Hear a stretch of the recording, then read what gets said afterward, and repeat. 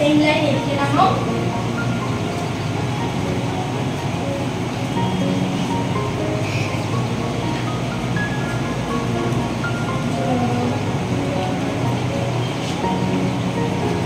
Very good. আচ্ছা সবসময় সোজা আঁকতে হবে তা কিন্তু নয়, একটু ব্যাকা আঁকতেই পারো, দেখা করছি। সেটা হচ্ছে উপরে স্পেস রেখে এদিকেও স্পেস রাখবে, মানে জায়গা দেখে নাও কোন দিকে। এই যে এখানে একটা সোজা লাইন করো, আর পাশে আরেকটা লাইন করো, গাছের ডাল করো, নিচে একটু দেখাবে, প্রত্যেকে করো। দেখতে পাচ্ছ গাছের ডাল।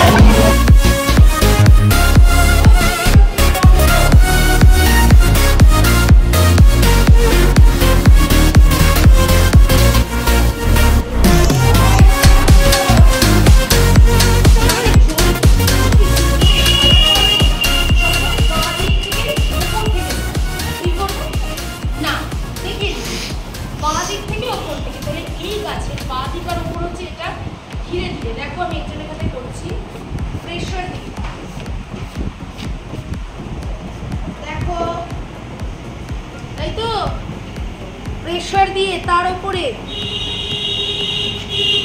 প্রত্যেকের রঙের বাক্সে কিন্তু এই জিনিসটা দেয়। এই জিনিসটা কিন্তু খেলনা নয়, এই জিনিসটা কিন্তু আঁকার জিনিস। কিন্তু এটাকে খেলনা ভাববে না, অনেকেই খেলনা ভাবে খেলতে নিয়ে নেয়, এটা আঁকার জিনিস। কি হয় দেখো, এইবার আমরা রিয়েল গাছ যখন দেখি, বাইরেও আছে রিয়েল গাছ, গাছের ডালের মধ্যে, শোনো, গাছের ডালের মধ্যে অনেক দাগ থাকে না, দাগ থাকে তো, সেই দাগটা হালকা হালকা করে দেবো,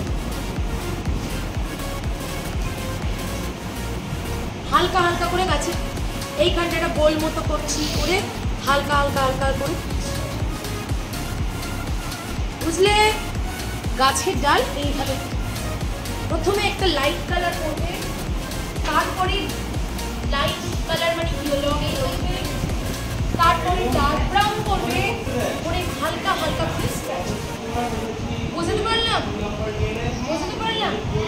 এই গাছের ডাল শিখিয়ে দিলাম, এবার পাতাটা একটু শিখিয়ে দিলাম। তার মানে জায়গা অনুযায়ী জল চেঞ্জ করবে, বুঝতে পারলে এগুলো? তার মানে জলের কালার কিন্তু জলের কালার কি সব একটু বলবেন, জলের কোনো কালার হয় না, স্বচ্ছ কোনো কালার নেই, জলের কোনো কালার হয় না, জলের কোনো কালার নেই, জল হচ্ছে স্বচ্ছ বা ট্রান্সপারেন্ট, তাই তো? সকালবেলা উঠলে কিন্তু জলের কালার থাকে, তাই জন্য সিনারিতে কেউ ব্লু কালারের জল হবে, যদি রিয়েল হবে কেউ ব্লু কালারের জল ওরা রাখা। দেখো এদিকে দেখো, ওপরে করবে, ওপরে করবে, এদিকে দেখো, এটা শিখে নাও রংটাকে। বাবা দেখো এদিকে, শোনো এদিকে দেখো, জলের সময় এটাকে শুয়ে দেবো রংটাকে,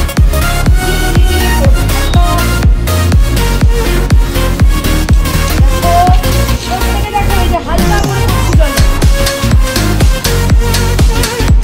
এদিকে তাকাও, হালকা করে শুয়ে দিই,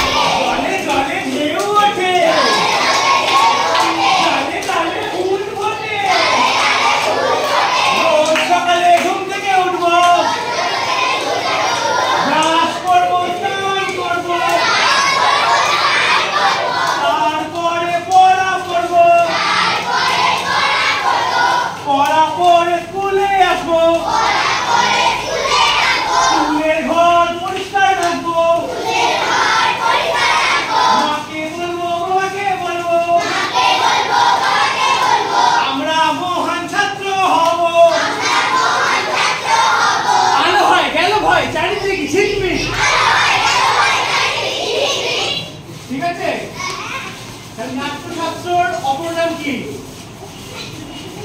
কি? পঞ্চমবেদ। কে লিখেছিল এটা? ভরত মুনি। কি ছিল ভরত মুনি? কে? ঋষি। ঠিক আছে।